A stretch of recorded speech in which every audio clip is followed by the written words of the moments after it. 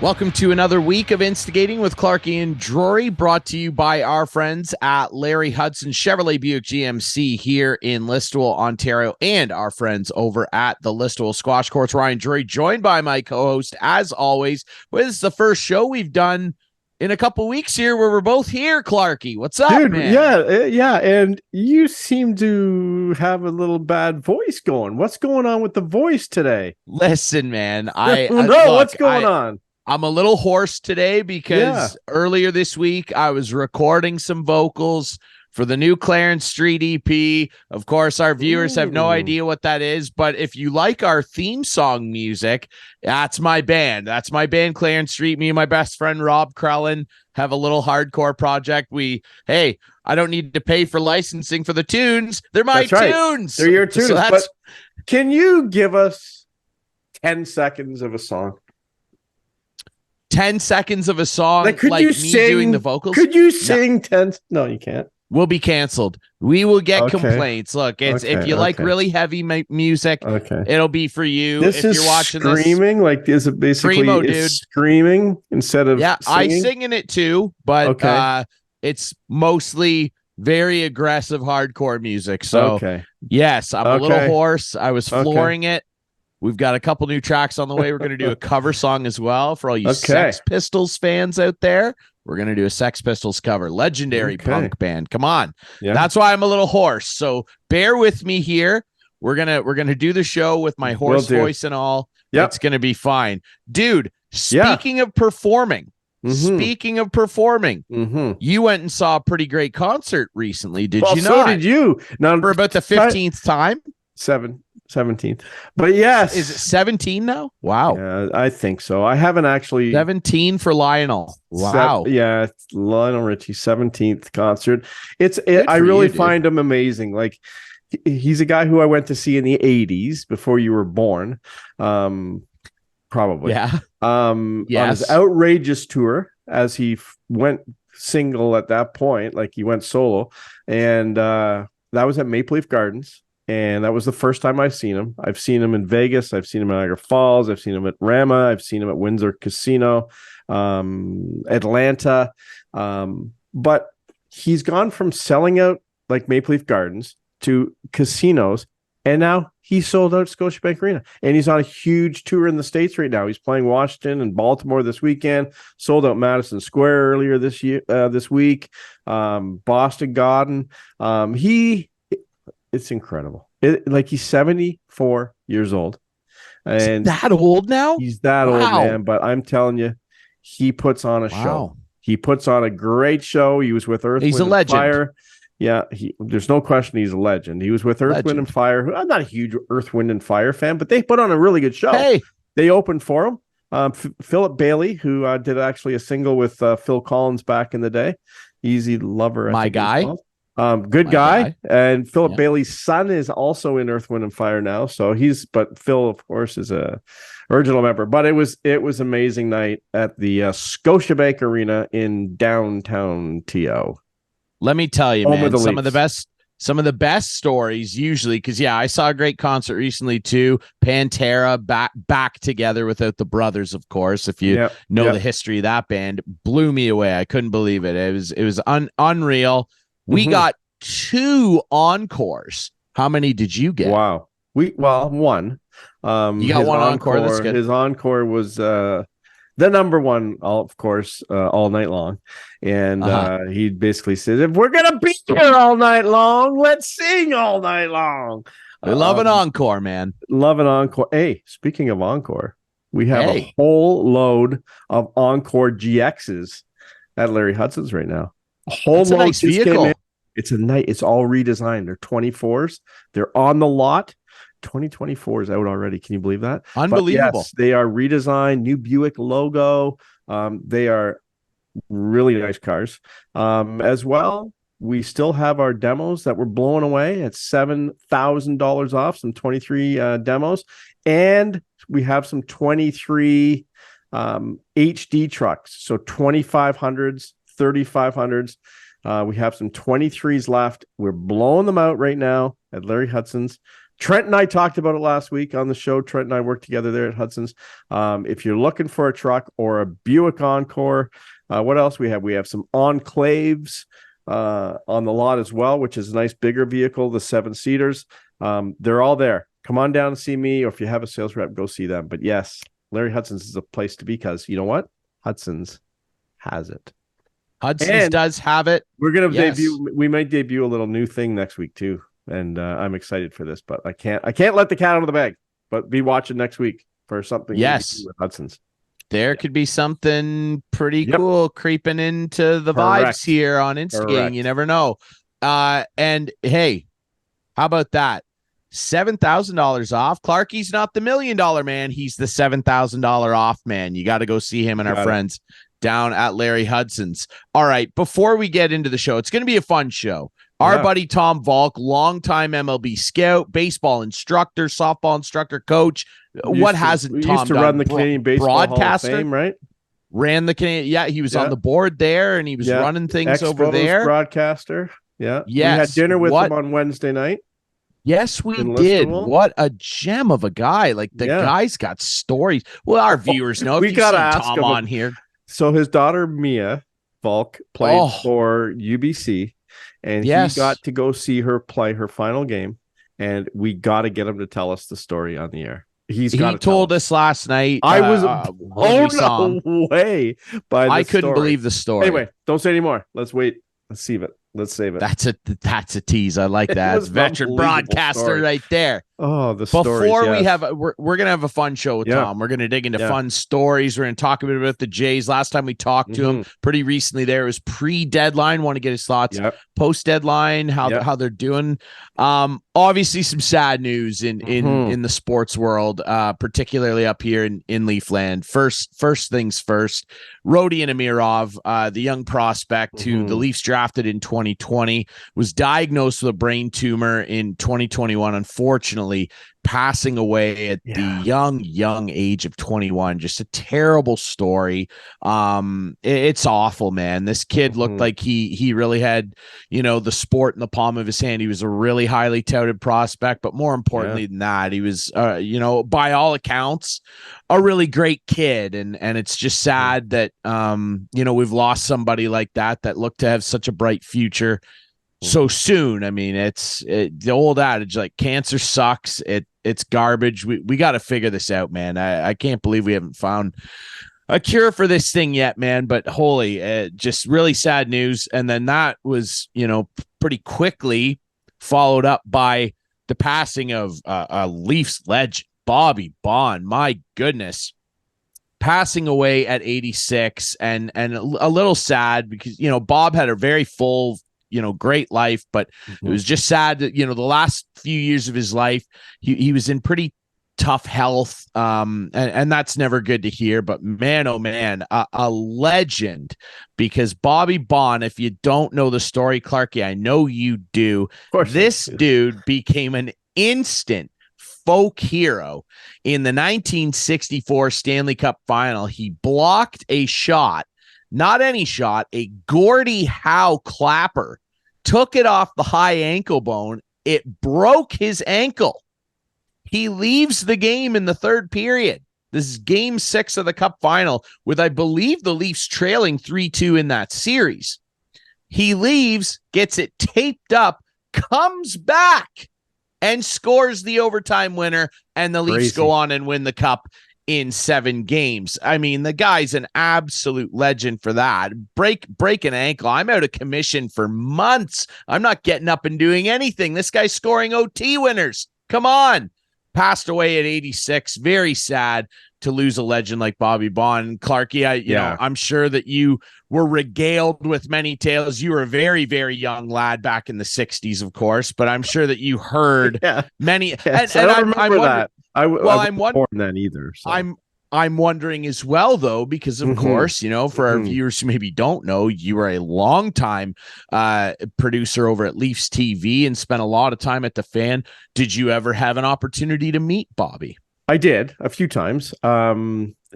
Nothing sticks out. Like, he was just a gentleman. That's all I remember. He was just a gentleman, which a lot of those guys were. I'm sure I met him at some Leaf alumni tournaments that I actually participated in. And we did shows, and we would have interviewed him for sure. I do remember him just being a gentleman. Very nice guy. Do remember him playing in the 70s a little bit in my real young age time. Really young, Ryan. Really young. Very, very young. Very young. Yeah, it's sad. It's those guys are, it's they've lived a long life and a good life, and won some Stanley Cups, and wore the Leaf blue proudly. And we're losing them, and it is sad. He would have been in that era with Johnny Bower and George Armstrong and guys like that who I knew well as well. George Armstrong was one of the funniest guys you would ever meet. And Johnny Bower, of course, a classy guy. We've had Johnny's grandson, John the third, on our show. But yeah, it's sad to see these guys go, for sure. Yeah, absolutely. I mean, there's not a lot of those great old Leafs left from those, the last of what were those glory days, winning all those cups and everything. And it's sad. So rest in peace to both those gentlemen. Very, very sad news out of Leafland. Let's quickly turn now to some happier news. Someone that we're very familiar with, our viewers and listeners should be familiar with. She's been on our show a number of times. Lucknow's very own Julianne Stolle, off to compete in the World Athletic Championships being hosted this year in beautiful Budapest, Hungary. She flew over to Barcelona on the 12th. And she begins her competition. She's going to be running in the 5,000 meter. I believe that's the only event she's competing in. I could be wrong there, but that's her specialty. She's going to be competing in the 5,000 meter for Canada, and she will compete starting August 23rd. And you can tune in. There's links to watch it. So best of luck to our friend Julianne. And you can bet that we will be reaching out to her and making sure that we get her on here to catch up and see how that event went. Of course, most recently, she won the 10K title at the Canadian Track Championships in Ottawa just late last year in November of 2022. So I'm sure she's feeling good. Hey, she's an Olympian. Yeah. Let's go, Julianne. Come on. And another local athlete who we had on this show a couple months ago, Lauren Campbell, off to school, Illinois State, the swimmer. That's right. She left this past week for school, settling in there. So we'll have to keep an eye on her as her career continues, working towards being an Olympian one day. Absolutely. Yeah. We'll have to catch up with her because I remember that great conversation we had and how excited she was to go there. Yeah. Have to get a lowdown on what the facilities are like, how she's enjoying it. Yes, absolutely. Yeah, we'll catch up with her for sure. Yeah. 100%. And also I want to mention if you're not, obviously, but if you're a female and you like or are interested in kayaking, Tuesday night at the Morrison Dam in Exeter, they expect maybe over 100 women in that body of water, not a big one. They think they'll be setting a world record for the most amount of kayak women in the Morrison Dam at one time. I'm sure there is, but I'm sure there also isn't a world record for that. But yes, they're going to be raising for big brothers and big sisters. They're going to be a little barbecue beforehand. They're going to be giving away a kayak, if you can believe that. Canadian Tire in Exeter has donated a kayak to give away. And as well, they should have a new kayak launch on the water to get in and out easier, which are amazing. And yeah, that a lot of the credit goes to my girlfriend Sue. She's done a lot of work for this. So if you're around anytime, I think after 6:00, reach out to us on Instigating socials, and I'll get the info to you if you're interested. But yeah, they're expecting over 100 women next Tuesday, the 22nd. Yes, the 22nd. That'll be great. And maybe I'll grab some viz while I'm there. We can roll it in next week. I love that. Look at producer Clarkey over here. Unbelievable. Exactly. Making producer Adam's job a little easier. How about that? Exactly. Unbelievable. We love producer Adam. Now, keep in mind, remember our great friends at the Listowel Squash Courts, they're holding a big open house event on August 25th. So, correct. Hey, you want to go out, get in the water down there and have a great kayak time there with our friend Clarkey on the camera. Yep. And then a couple days later, you can shift on over here to the beautiful facilities at the Listowel Squash Courts on the 25th and go have a great open house. Maybe become a member. It's easier than ever. Our buddy Alan MacArthur over there, he will take care of you. It's a great game. It's a great way to get active. Hey, lots of great local stuff going on here. Unbelievable, Clarkey. Look at you keeping tabs and filling up everybody's calendar over here. Exactly. We're ready to roll. Let's go. Unreal. It's time. I think it's time for me to get back on the court too. I was given the green light to get back on the court from my injury. I have to take it ezy, so maybe I should play you a couple times before I get into the real competition. But listen, we should go over later tonight. Whack the ball around. The chirping's already begun. I'm glad that you're feeling better. You had that foot issue, so I'm glad you're feeling getting better. I'm glad you're feeling better. He's not feeling very good, and maybe we'll dig into this. When we have our buddy Tom Valcke on. The New York Yankees are not feeling very good, and that makes me ecstatic, and probably every other baseball fan ecstatic because we love when the Yankees aren't doing well. Well, who cares? Who cares? My boss, the Yankee fan, not having it. Sorry, Mr. Kitching. I'm going to win that bet. I can't wait. I bet that the Jays would have a better record. Thank you very much. We got to keep it going. But you know what? I want to get into it with Tom.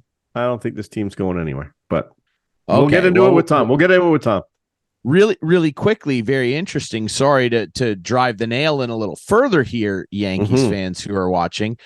As we record this, 60-61, so they've fallen below 500 for the first time this season. After the 120 game mark, this is the worst record that they've had since 1995. Now, hey, give credit to them. The Bronx Bombers, they're typically very competitive. This year, not so much. Things have gone right. They got a lot of dead weight to cut out of that roster, Clarkey. And Aaron Boone's probably, as well as I do. Aaron Boone's probably going to take the be the fall guy, and he might not even last the season. They may do something now just to try to salvage the season. They may. Right? I don't agree Lightning with in a bottle. That, though. No, of course I think not. that that Cashman needs to go before Boone, and I don't think either of them have done themselves any favors here. But I'd be walking Cashman out before I walked Boone out. Yeah, and I don't like to call for people's jobs here. This is sports. This is the business we're in. They'll get another one.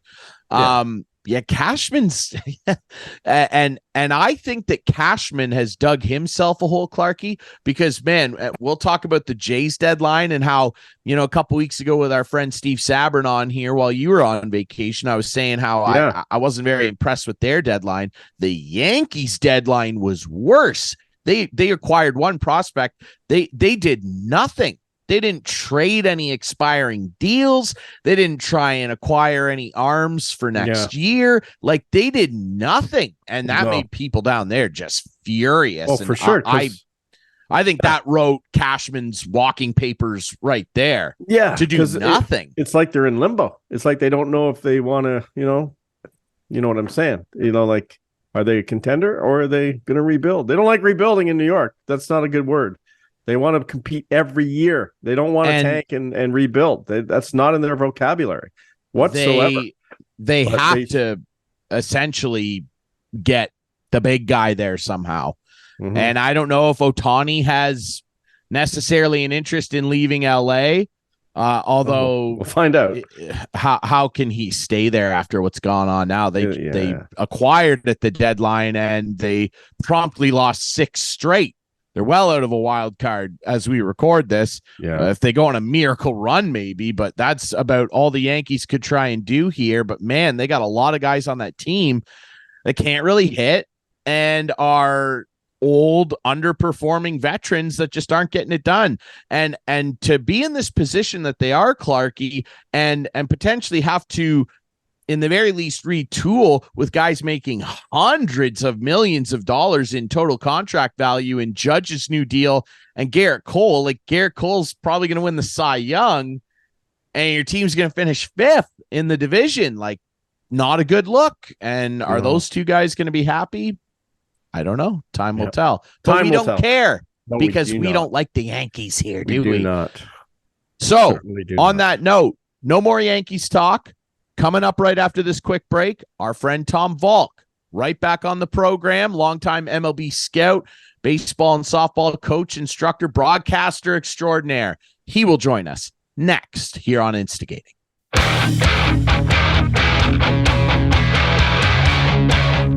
Welcome back to Instigating with Clarkey and Ryan Drury, Chris Clark back here with you. And as promised, our great guest this week, friend of the show, his third appearance on this podcast. I don't know how he's not sick of us already. Longtime MLB scout, baseball, softball instructor, coach, broadcaster. This guy does everything in the game, and that's why we love to have him on when we're talking ball. Tom Valcke. Tom, how are you, man? Well, I'm hatless, I notice. And I'm the guy, who should be wearing a hat. No. Yeah, the glare is a little.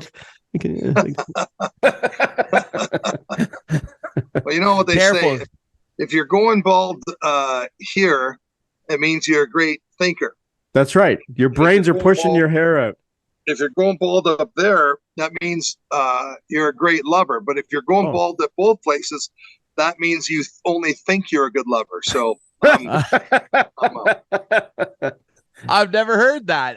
I like it, although I feel out of place now because I have a thick, lustrous head of hair. So you're not smart or a good lover. That's what that means. Hey, I don't claim to be either, guys. You chose to go where you went. I saw you last night, and man, those hairs they're crawling out of there. They can't wait to get out of those follicles. Yeah. I've been blessed with at least that the smarts and the other stuff. Yeah. But the hair is going to be fine. How do you like this, Ryan?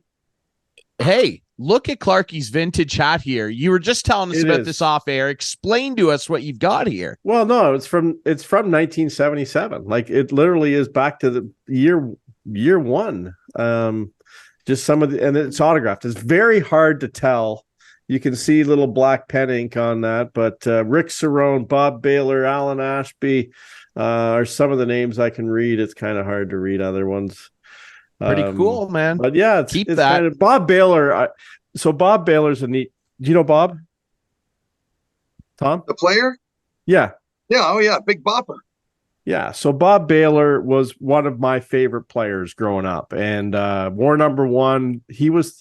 He was the first player picked in the expansion draft for the Jays, I believe, and played for the team for a long time. Was my favorite. He did commercials for the outdoor store, I think, or something in Toronto, and I would go there and get his autograph, and it was a neat thing. And then he came back as the first base coach, I think it was, when I was working down at the Dome all the time and got to know him really well. And he was a really, really good guy. But he used to call in to McCowan's show after games when he played on the team and tried to egg Bob on into ripping some of his teammates. He called from the clubhouse. He admitted this on our show once. Isn't that amazing? Isn't that unbelievable? Oh, yeah. Oh, yeah. I love it. I'll be honest, Clarkey. Yeah. That sounds like something you would do. And that's why you love to regale us with that tale. Yeah. So I got one more thing to show you, too.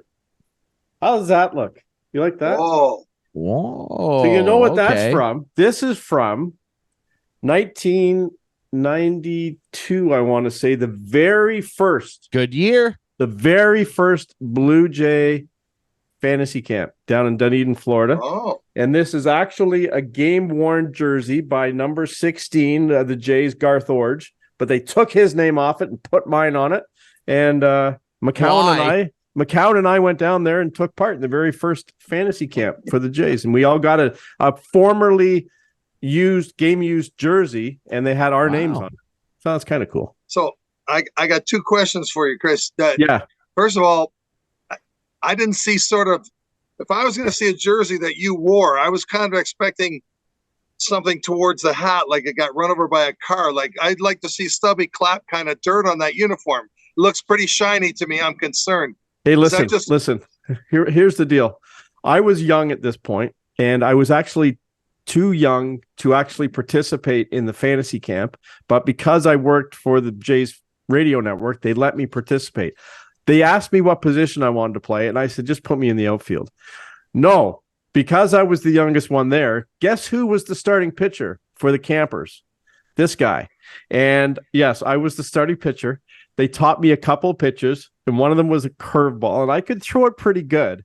And I remember Garth and I still talk. We've had Garth on the show, not even a year ago. So Garth and I still talk, and he was up to the plate, and I threw a curveball, and he swung and he fouled it off. And then I threw another curveball, and he swung and fouled it off. And I'm thinking, he's not thinking I'm going to throw another curveball. So I throw another curveball, and Garth didn't have a lot of power. I think he hit it to the wall. Yeah.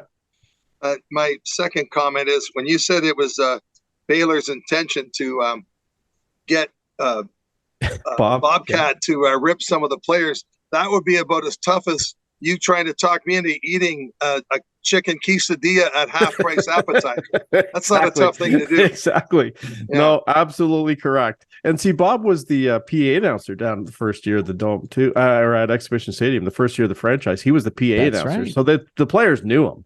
But anyway, yeah, it was fun times. I don't think you would get that now. I don't think Vladdy's in the clubhouse calling in after the game to Barker. And well, he's filling up the ice cooler to dump on his teammates the odd time crap. They win. Can we just end that? Like seriously, can we just end that? Let the kids have fun, Clarkey. No, let's win a championship and have fun then, right, Tom? Let them have fun. Okay, so in that vein, Vladdy looking for something to do. What are you guys? Were you happy to see the tuxedo jacket there go away this year, or did you want to see more of it? I mean, a lot of teams it didn't bother me. Right? It didn't bother me at all. Yeah, I don't know. Yeah. I just at some point you got to think winning is more important than anything else, and then maybe they'll win. And I don't see this team getting there this year. I don't know why. I don't think it's not because Vladdy pours a Gatorade bucket over the player of the game, but I don't know. I just want them to win and then have fun. Then pour the bucket over someone's head. Like that's what it should be for, right? The coach gets a Gatorade shower after they win a championship. Not for a guy who was player of the game and is being interviewed by Hazel May. Well, after the first year of it, I was surprised to see it come back last year because they did not make the playoffs the year before. So to me, that tradition goes away and you try something new. I didn't think it really got in the way of their games. They seemed to enjoy it, but I think I don't think it was a total coincidence that hot corner was, the two guys got traded away. I don't think it was a coincidence that Mattingly got hired. I think upper management was looking to sort of kind of go the direction you're talking about, Chris, like a little more baseball, not kids, whatever. But it's where look at the NBA, look at the NFL, celebrate touchdowns. They're all acting like little kids too. So I don't know. I don't know. I kind of don't mind it. I think. Well, you're the kid in the group. That's why. It just keeps in spirit with what the game is all about. We were all kids that fell in love with the sports that we love, right? It kind of keeps. So like it doesn't matter if you win or lose as long as you have fun. Is that what you're saying? No, you got to win. This is the pros. You got to win. Here's the problem, Clarkey. They only do it when they win. So, I know we want championships at the end of this. Winning a game isn't winning a championship. You got to win games to get there, right? You got to win games to get there. You got to enjoy the victories, forget the losses, and move on, right? I mean, it's all just part of the process. Hey, before we dig in, man. Before we dig in too deep, Tom, give us an update on what is going on in the life of Tom Valcke right now. Last time we talked to you were coaching, I think, out at Fraser Valley in BC. You're back in Stratford today, but what's your immediate plans after? Well, I'll tell you, as long as I'm sitting out on my front porch right now. Okay. And it's not it is a thunderstorm. You can probably just hear that. Perfect. But I've got a portico over my head, so if lightning comes, I think I'll be okay. But and last comment on the jacket, I saw at a Stratford 10U or 9U ball game, the Stratford team had a blue jacket on a hanger in there on their bench, and I guess I still don't know if I liked it or not because it's a mixed emotion thing. But anyway, Yeah, no, I'm happily back home now. I had a really good experience in BC. I taught out there. I worked 6 weeks with the University of Fraser Valley. Just a great ball program, great team, good people surrounding it, and I think they've got a really great future. And I hope that they felt it was worth the money. I gave them a lot of ideas and ways to improve, but they were really good when I got there. And then I taught for the January semester through June. That's when I came back after that. And in the meantime, I just planted some seeds out there. Since I was with the Fraser Valley team for 6 weeks, I ran into a lot of people that I had seen play before and programs and coaches and whatnot. And they knew I'm from Ontario, and they kind of all would be the same thing. What are you doing out here? And I'd tell them. And I got to admit, I was kind of hoping that maybe one of them would have said, geez, Chris is leaving in 2 months to do something. Would you ever want to take his part of our operation? Or we're going to thinking of expanding. You're the perfect guy. It would have been nice to hear something like that. But at the same time, I'm an old guy and it's an industry of young guys. So I've got a few, while I've got some space and time, I've really kind of spread my range, and I'm in the midst of a bunch of possibilities. I'll probably take another month before I make a final decision. So hopefully it'll be in baseball, but it might not be. Yeah. And update us on Mia and Jackson. Is that your two ball playing kids? Yes. Alana, the older, was an individual sport. If you were sweaty, she didn't want to touch you. So not as much to say about her, although maybe the most to say about her because she just got married and nice. Going to be a doctor very shortly. Wow. PhD. So that's a good thing. Nice. Jackson is now graduated from UBC. He graduated as he was the captain throughout COVID, and I think that was a very. I'm very proud of him for, when there's no carrots, which are ball games, and you got to keep guys motivated. That's a tough job for a captain. And he was their leading hitter to finish, so it was a great success for him there. Chris Pitchett, the head coach, and Sammy Starr and the rest of the people there. Just an unbelievable experience for Jackson, and we just wouldn't have traded it ever. And Jack maintains a really great relationship. He's working for Nikola, a financial management company right now, and loving every minute of it. So he graduated from the Sauder School of Business. And now Mia has finished her career as a softball player at UBC. She was the captain and leading hitter as well. And had a really, again, Lord Collings, just a terrific time throughout, and got her Bachelor of Kin, academic all-Canadian. That happened in May, but she took a concurrent master's. So this summer, I did have a few calls from people who were kind of watching the very recent World Cup qualifier up in Thunder Bay saying, where's your daughter? She get cut? Did she quit? Well, no, she's taking the rest of the master's program, 28 straight weeks, 7 hours a day, and you can only miss 2 days total. So she was not able to play baseball or softball this summer for the first time. She was probably 5 years old. So, but it'll save her a year in her life. And Baseball Canada was tremendously cooperative and supportive of her doing that. Softball's hopefully going to keep her on their whiteboard. We'll see. And it'll give her some time to think after she finishes in December. And maybe she'll try to keep playing both. Maybe she'll quit them both. Maybe she'll pick one. Mia is definitely the most unpredictable of the three. So, yeah. There you go. Well, hey, I'm glad everything's gone well for all the kids. That's fantastic. And listen, Tom, speaking of Mia, and if you're good with it, you told us an unbelievable story when we saw you about Mia's last game that you got to watch at UBC. If you don't mind, I would love it if you could tell our viewers that story, because it was quite unbelievable to hear. Okay. It involves hitchhiking, and I won't go as far as the second story about hitchhiking, which you might remember as well. But we'll keep that off the air. That story was simply this. I didn't get to see Jackson's final games at UBC, and working out in Chilliwack, it wasn't a coincidence that it was Mia's final year. Streaming is, to say the least, better than nothing, but after 8 years of streaming, you want more. And so it gave me a chance to see a lot of her home games in her final year, and that was wonderful. And then the conference tournament, the Cascade Conference, they play in the NAIA, was in Klamath Falls, Idaho. It's as south as you can get. If you spit, you'd hit California. And off they went, 1,100 kilometers. And the tournament, it was a clean double knockout. Top 6 teams in the conference go to it.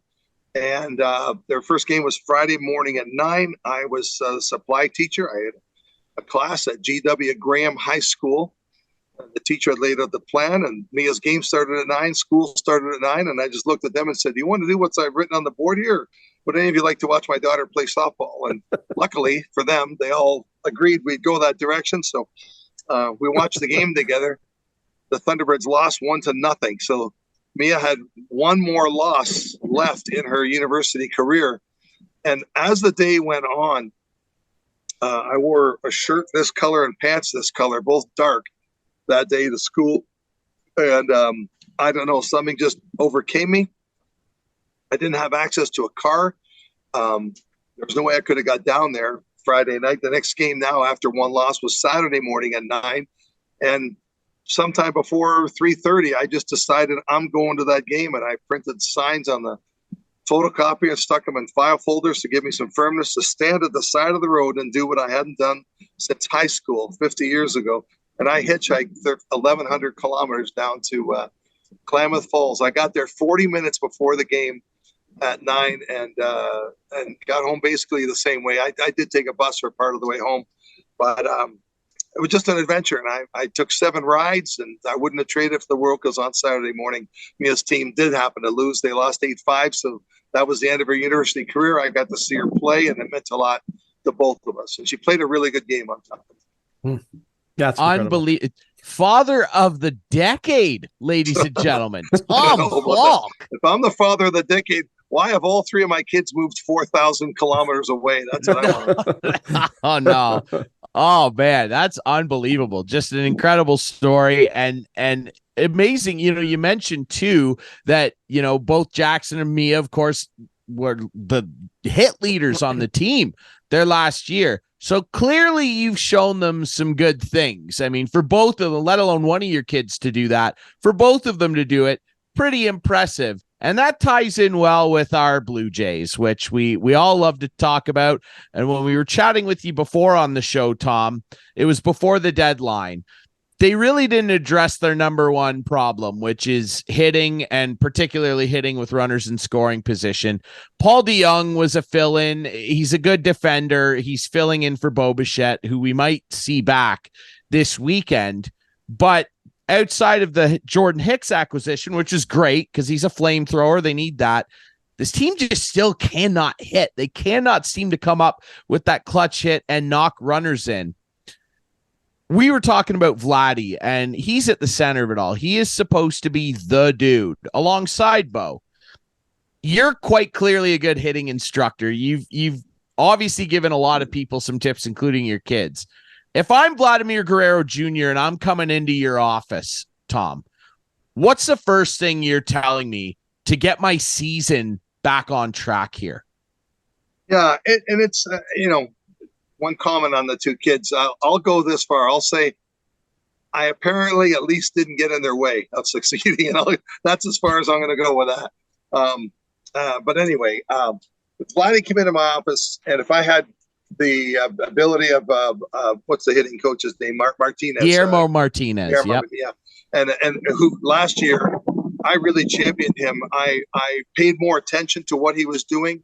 I noticed last year that how many first pitch strikes the Jays were swinging at and having success, the aggressiveness and everything else. And I really was a champion of his. So I'm going to be honest and be a little bit constructively criticize him because I don't accept the hitters' plans this year, many of them.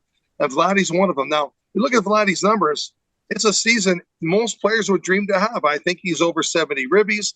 He's around 275 batting average. He's got 18 home runs. Like, he's having I would probably say a great year for the average major leaguer. But with the standard of Vladdy and what we've seen and what we know he's capable of, he's having a sub-Vladdy year. And it's not like he started doing this year. We've seen him do this before. And you see Springer do it. And I went to Tuesday's game, the 2-1 victory. What a great Tuesday in the Rogers Center, packed house, and 61,000 hot dogs sold for a buck. The place was crazy, you know. Romano came out, and after Hicks threw the best inning I've seen him throw as a Blue Jay in the 8th inning, Jimmy got out of a jam in the 7th, and of course Kikuchi had a great outing. How many times, there were over 100 games in, are all of us going to say, how many times are all of us going to say, yeah, the Jays starter did a great job, didn't get a win though. You know, they all, every night it seems like they throw 6 or 7, they allow 1, 2, maybe 3. And if the Jays win, they don't even get the W because the offense has just been sputtering. You know, I mean, of course, occasionally they put some big runs up, but I really do believe start of the season, but I'm not afraid to say I'm wrong. I'm secure in myself. I would have told anyone, count on them scoring 5 to 7 runs every game this year. And it just has not happened. And it's 100+ games in, so it's not like it's a small sample size. So in Vladdy's case, like Springer, like Brandon Belt, who again has brought his numbers up to an impressive state. It compares well with other people in the league, but he almost fell down. He swung so hard at a 2-strike pitch on Tuesday night, and so did Alejandro Kirk. He went down to one knee. It looked like a right-handed Ernie Whitt hitting a home run, and he swung and missed on a 2-strike pitch. And what I'm getting at is Vladdy, Springer does it commonly. They just seem to be swinging for the fences when they get into pitchers' counts. And I think we touched on this last show, but I remember it was near the very end, so I'll just sort of clean it up. I'm not saying you can't do that. I'm not saying never do it. I'm not saying never guess curveball or anything soft with 2 strikes, another fundamental of baseball, and yet they do it. The announcers last night on TV said, well, the first 2 at-bats for the Phillies leadoff hitter, the left-hander barrel-chested guy, Gavaldi, what's his name? The leadoff hitter for Phillies, Schwarber, Kyle Schwarber. Yep. Schwarber looked foolish. Now he's facing Gausman, and Gausman joined the club if you look foolish. But he took 2 fastballs right down Broadway for strike 3 last night. Obviously, he was guessing he's going to see Gausman's splitter. And it just, again, I keep hitting myself. When did people in baseball decide it's okay to guess something soft with 2 strikes? You can't. You can't adjust from expecting something soft to, oh, it's hard. I got 20 bombs this year. He's a great. It's not just the Jays, but if it's Vladdy in my office, I'm telling him this. Look, it's not working. You're doing fine, but you're capable of more, and we need more. We are in the thick of a race with 40 games. I don't even know, 40 games. I would really like to see you get some. If you get to 2 straight, Vladdy, swing like you do. Have a party.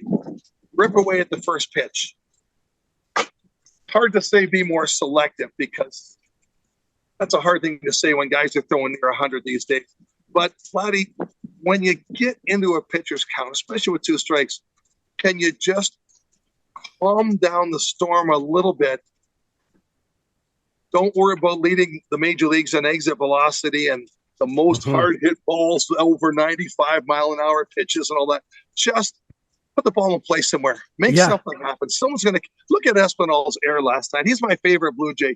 It crushed me when he caught that ground ball. Should have ended the inning. It should have been 4-3 Blue Jays. There was 2 out, and he double clutched and threw it was a tough pick for Vladdy. I thought they gave Vladdy. I wasn't as easy pick as I thought it was painted as. It was I just didn't think he stretched far enough. He could have stretched further, I thought, but anyway. That could be. Yeah. He got trapped, just like guessing soft. He's guessing that Espy is going to do what Espy and Chapman always do, throw it right to the chest. Yeah. God, I felt bad for him because I root for him. I've said on the record all year this year, Toronto is going to be thankful they've got Santiago Espinal on their roster at the end of September this year. Mark my words. But I really felt bad for him last night. And then I thought that sort of put the Jays into the fear factor. We're down a run again, 8th inning. Here we go. And then the Phillies get 4 more runs. But Vladdy, just calm things down. Let's get the runners moving a little bit. Let's think a little more contact. You had your party for 2 swings. Be a leader on this team. If they can see you doing the Cliff Johnson, who used to choke up on the mat as a Blue Jay, loved Cliff. Widen his stance, and you can see he was purely looking contact, and he was a bomber. Yes, I'd really like to see Vladdy do that without any fanfare, and the other teammates are going to see it. Maybe they'll follow suit. Yeah, Cliff. I love Cliff Johnson. I thought he was so good. He set a major league record for most pinch hit home runs when he was with the Jays. He could come off the bench. Yeah, he could come off the bench and just hit them out of the ballpark. But when I look back, and I'm going to sound like an old fart here, but like 92, 93, those were good teams. Even 2016, was it 16? 2015 and 16. 16, good, really good teams. They were this close. I don't know. Maybe it's just me, Tom. I want your opinion on it. This team just doesn't seem to have it in my mind. I don't have any faith of this team moving on to the playoffs and having any success. I don't know why. I can't put my finger on it. I just don't think they have it. I think you've arrived, Chris, and you've been around on every side of the game. You've arrived where me, because I'm so blessed to work in the industry, but I'm so in love with this team. I'm such a fan. Mm-hmm. I think I mentioned last night, I feel like the 8-year-old in Windsor watching the Detroit Tigers when I started to fall in love with baseball, never quit. The lineup in 68, Stanley, McAuliffe, Kaline, Cash, Horton, Northrup, Freehand, worked, and then either McLean or Lolich, because when I played by myself on the front of my house, I had a 2-man rotation, and it was just those two. But anyway, and I feel that way about the Jays. I don't watch Jays in 30 anymore. I PVR the game, and I'll watch the whole 3 hours. I got to see them. I'm just in love with them, but they get so frustrating. And to your point, it's not working. And I think that's what Ryan alluded to off the top, or it might have been Adam, about the Jays not maybe making a move for the offense. And are the top guys, the top brass of the Blue Jays, as guilty as Tom the fan? That's all I am anymore. I'm a has-been of thinking it's going to happen. It's going to happen. It's 120 games into the season. When is it going to happen? Right. It's not clicking. But to my surprise, I would have taken all their offseason moves. Lourdes Gurriel used to be my favorite Blue Jay. I hated that they traded him. I didn't mind him trading Moreno. Hernandez. Yep. Yeah, a couple left-handed bats, and those two, Belt and Varsho came with great credentials and realistic expectations, and started so slow. Mm-hmm. They picked up and whatnot, but I think they're blind. They're as blind as me. We keep thinking, I have to be right. I had to be right back then because I'm a baseball guy. We aren't right. Chris, I think you've got it. This team doesn't have it doesn't seem like runs in them every night. But having said that, you know as well as I do, funny things can happen in the playoffs, and like if you get on a heater and like you got every green light going through a downtown street in Windsor heading towards the 401, and everything lines up for you. You never know what might happen, right? That's right. Right. True. And then I'll qualify it. I'll say that if there's no change, like the Vegas tote boards, there's a lot of, and now gambling's legal, and every other commercial when you watch them on TV is telling young people to gamble on the games. Yep. Oh my God! But Pete Rose don't put him in the Hall of Fame. But anyway, what a joke! Jose Bautista, you bat flip, you're a villain, and now that's the commercials for Major League bat flips. It's funny how they've changed, because there has been some good changes, definitely, the time clock, etc. But some of these other things don't thrill me. But I would say, if we just keep doing what we've been doing, then what's the Einstein definition of stupidity? Doing the same thing, expecting different results. Insanity, yeah. Insanity. The rotation, the starters can't be any better. The bullpen is shored up, and I'm okay with them making a good run. But unless, like the thing we discussed, unless Vladdy, something radical other than Davis Schneider is going to have to change, because if we just expect them to change, there's no reason to logically support that. And I hope someone makes a change. I love that question you asked me earlier, Ryan, because I think that's what I would do with him right now. I'd get Vlad in my office and ask him to be the leader and do it. Let's think 90 feet at a time. Let's get him moving. Yeah, I agree. I mean, it's just something where we were told, heading into this season that, our fundamentals were going to get better. And, for the most part, they have. Defensively, they had a real knack and need to get better. They have. And their pitching, you're right, it can't be much better. They're first in ERA. Like, their pitchers, whether they're the starters or guys coming in from the bullpen, are doing an unbelievable job. This is a crazy stat to me that I saw. Their runners in scoring position, it's the theme of the year. Like, their runners in scoring position OPS is, as we record this, 13th in the American League. With the bases empty, the Jays have a 762 OPS, which is 5th. With runners in scoring position, it's 685. Now, that's 28th overall in the league of 30 teams. It's extremely hard to make the playoffs with a runners in scoring position OPS that low. If the Jays finish with an OPS with runners on that low, it would be one of the 10 lowest ever for a playoff team. They would just inch over the 1980 Houston Astros, who hit 684, and Detroit in 72, who hit the same.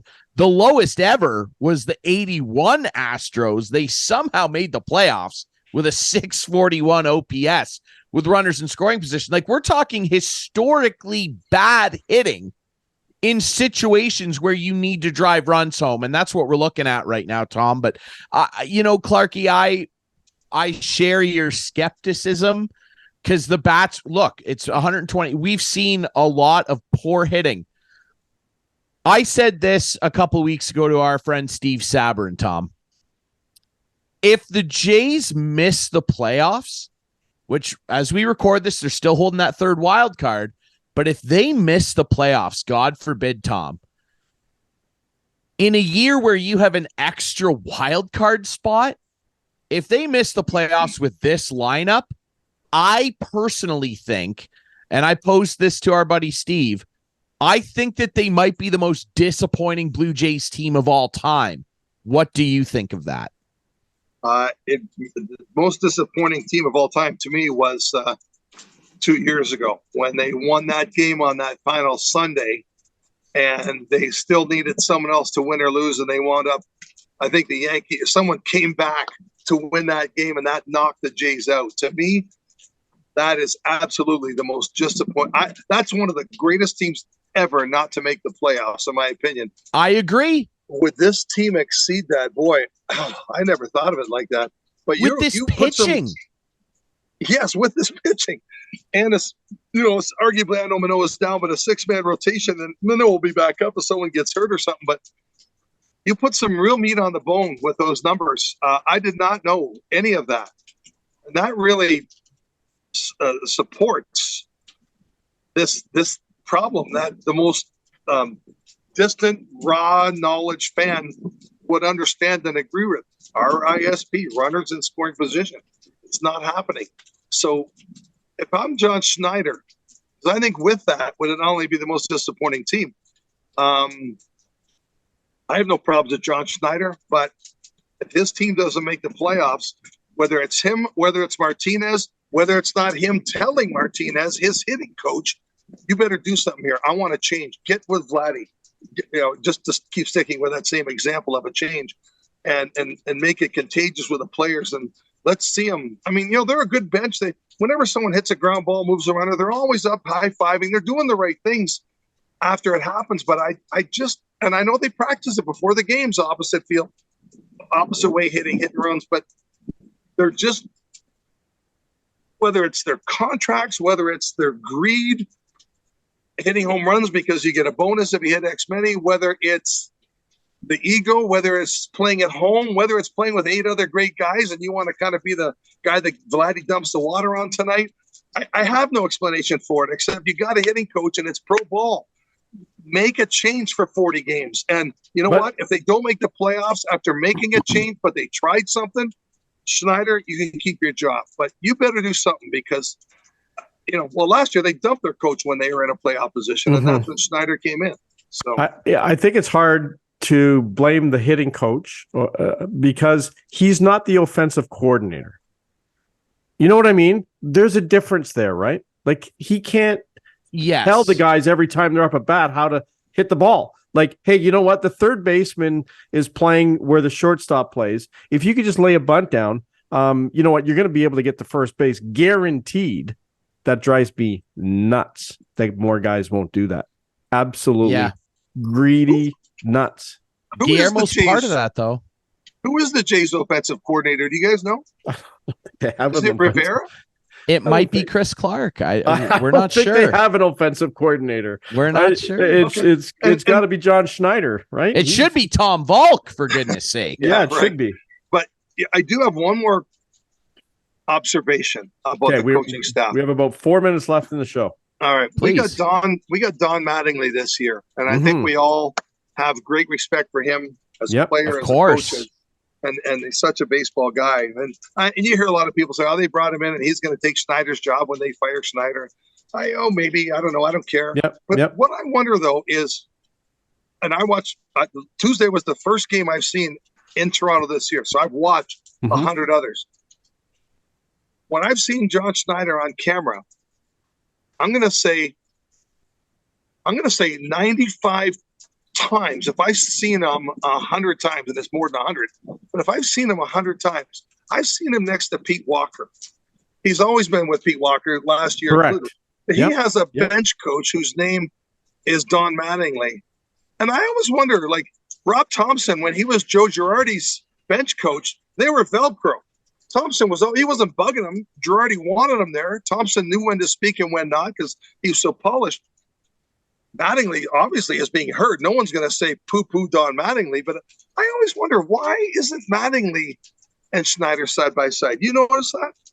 I noticed that for sure, and I often wonder, it's weird, who brought in Don Mattingly. Like maybe there's some friction there. I don't know. Right, that's what I'm getting at. Like, did John Schneider want Don Mattingly? Maybe there's some intimidation there. Yeah, well, there should be. On Schneider's part. There should. I don't know. That it's valid, but you got to listen. Like if you want to be successful and you have a guy with that kind of knowledge beside you, his name's Donnie Baseball, guys. You got to listen. And from what I hear, and you might know him, he's an unbelievably nice guy. I've never heard anybody say a bad word about Donnie Baseball. No. Anybody. And having been in New York, if he had that side, we'd hear about it. We would know. Oh, for sure. Absolutely. For sure. Absolutely. Yeah, well, you know who else is definitely not a bad guy? Tom Valcke. And dude, we appreciate you coming on the show again, giving us a ton of your time again. Mostly, basically for 2 nights straight. It was great to see you at dinner the other night, man. In the middle of a thunderstorm on his porch. In the middle of a thunderstorm, Tom Valcke will hitchhike for his kids, and he'll sit in a thunderstorm for 2 knuckleheads on a podcast. That's the type of dude he is. Tom, man, it's been great to have you on. We could do this for 4 hours and easily fill 4 hours of show. It's great that you gave us so much of your time. We really appreciate you doing this for us, my friend. Always fun, you guys. I would do it anytime. But you, you're all about looking at baseball from different views, and I appreciate you calling me up once in a while and letting me outlet. I feel like I was just in a therapy session. I feel great right now. Nice. Well, let's get you back on at the beginning of the 100%. Playoffs and hopefully talking about a Blue Jays spot, and we'll go from there. How's that? Yeah. And we're not that far away. We learned last night. So exactly. Another month, and we'll know what's going on. Get a protractor and find out where the middle of that Bermuda Triangle is. We'll meet there. Okay. We'll sort it out, man. All right. You can watch this show Friday nights at 8, Sunday nights at 9 with our friends on Whiteman TV. That's channel 6 for Whiteman subscribers. We debut on our YouTube channel Friday nights at 9. You can follow us on social media at Instigating Pod and find the podcast version of the show on all your favorite podcast streaming apps. We appreciate our great sponsors, Larry Hudson, Chevrolet Buick GMC here in Listowel, the Listowel Squash Courts. I'm Ryan Drury. That's Clarkey for our friend Tom Valcke for joining us this week. We appreciate everybody listening to and watching Instigating. We'll be back next week.